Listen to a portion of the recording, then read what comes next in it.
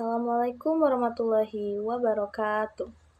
Halo everyone. Halo teman-teman, perkenalkan saya Andini Sudia Haryani selaku mahasiswa Poltekkes Kemenkes Pangkal Pinang. Di sini saya akan mengedukasi teman-teman tentang apa sih diabetes mellitus itu, kenapa diabetes mellitus itu banyak sekali di kalangan usia muda. Kalian penasaran? Sebelumnya, di sini saya akan kontrak waktu dulu pada teman-teman untuk mengedukasi ini selama 5-10 menit. Selamat menyaksikan.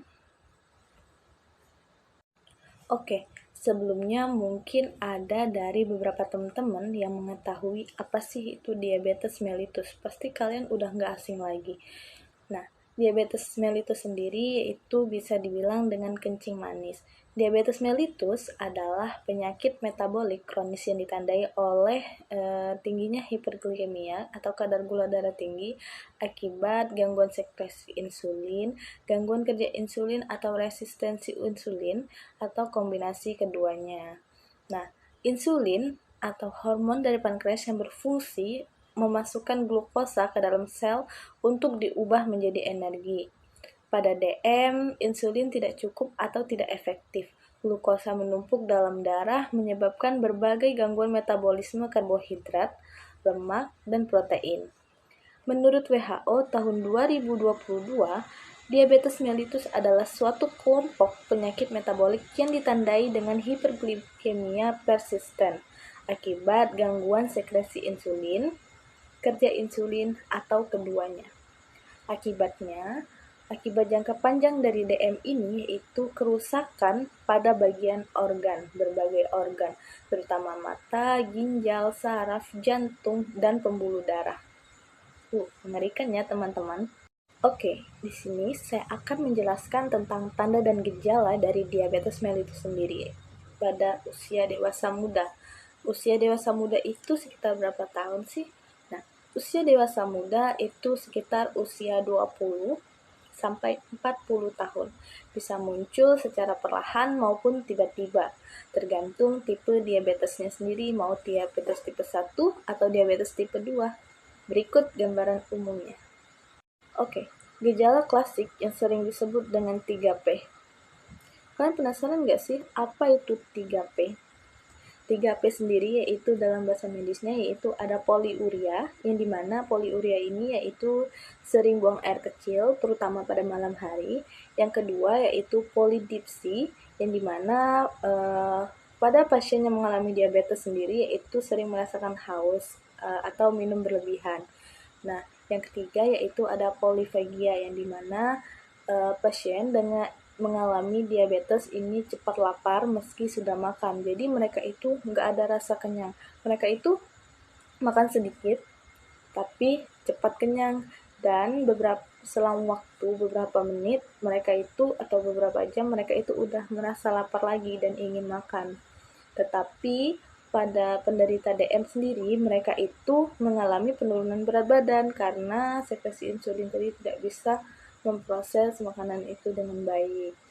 Nah, gejala tambahan yaitu ada penurunan berat badan tadi yang saya sebutkan tanpa sebab jelas, lebih sering pada diabetes mellitus tipe 1. Kemudian ada kelelahan atau lemas meski tidak beraktivitas berat.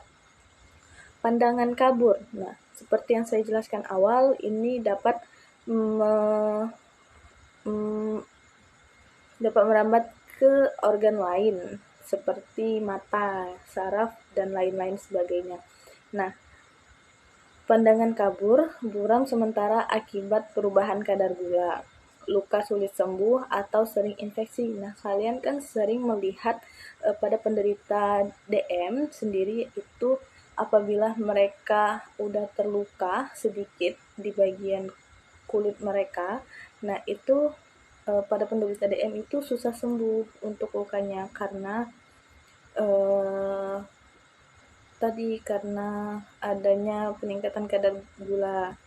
Nah, yang dimana itu bisa menyebabkan infeksi seperti kulit, gusi, saluran kemih, atau vagina. Maaf ya. Yang terakhir itu ada kesemutan atau baal pada tangan.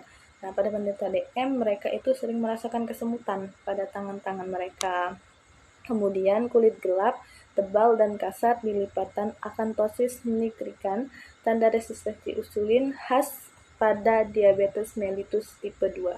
Jadi untuk kulit gelap, tebal dan kasar ini lebih khasnya pada penderita diabetes mellitus tipe 2. Nah, pada kasus tertentu diabetes mellitus tipe 1 pada dewasa muda, gejala muncul secara cepat, bahkan bisa disertai ketoasidosis diabetik, seperti mual, muntah, nyeri perut, napas cepat, bau aseton. Bau aseton ini seperti kayak bau wangi khas buah-buahan, seperti itu. Nah, kemudian ada diabetes mellitus tipe 2 yang dimana pada dewasa muda yaitu lebih sering tanpa gejala-gejala jelas seperti asimptomatik. Biasanya ditemukan saat cek gula darah rutin. Makanya pemerintah itu menggalakkan pengecekan gula secara rutin karena banyaknya pola makan atau gaya hidup dewasa muda yang sekarang ini banyak memakan makanan yang cepat saji, bahkan mereka tidak tahu bahwa makanan yang mereka makan itu banyak mengandung gula gitu. Jadi pada saat pengecekan gula darah rutin, gula darah mereka itu meningkat. Nah, pasti di antara kalian sudah tahu apa sih faktor resiko diabetes mellitus sendiri. Nah, untuk faktor resiko diabetes mellitus tipe 1 yaitu ada autoimun, biasanya muncul secara tiba-tiba. Nah, untuk diabetes mellitus tipe 1 sendiri yaitu bisa disebabkan karena adanya riwayat keluarga yang DM, faktor genetik atau bawaan dari lahir, misalnya HLA, DR3 atau DR4. Nah, kemudian ada riwayat penyakit autoimun lain seperti tiroiditis dan celiak. Nah, yang terakhir itu ada faktor lingkungan, infeksi virus tertentu, misalnya enterovirus. Stres berat juga dapat memicu diabetes mellitus. Kemudian paparan bahan kimia tertentu. Untuk faktor resiko diabetes mellitus tipe 2 yaitu lebih sering pada dewasa muda saat ini. Kenapa sih? Karena adanya genetik dan keluarga, kemudian riwayat keluarga dengan DM tipe 2, riwayat ibu dengan DM gestasional atau pada saat hamil, kemudian gaya hidup. Nah, gaya hidup sendiri yaitu anak-anak sekarang itu banyak memakan makanan yang cepat saji tadi atau junk food atau ultra processed food. Ya, pola makan tinggi gula, lemak jenuh, makanan cepat saji, kurang aktivitas fisik seperti berolahraga, kemudian kebiasaan begadang atau kurang tidur, merokok, dan konsumsi alkohol. Nah, yang kemudian ada kondisi fisik seperti obesitas atau overweight, terutama lemak perut, sindrom metabolik, hipertensi, dislipidemia, lingkar perut besar, akantosis nigricans atau tanda resistensi insulin. Faktor lain yaitu ada riwayat berat lahir rendah atau prematur, yaitu kurang dari atau justru bayi besar lebih dari 4 kilo. Kemudian stres psikologi kronis, kemudian polikistik ovarium PCOS pada perempuan. Nah, kenapa sih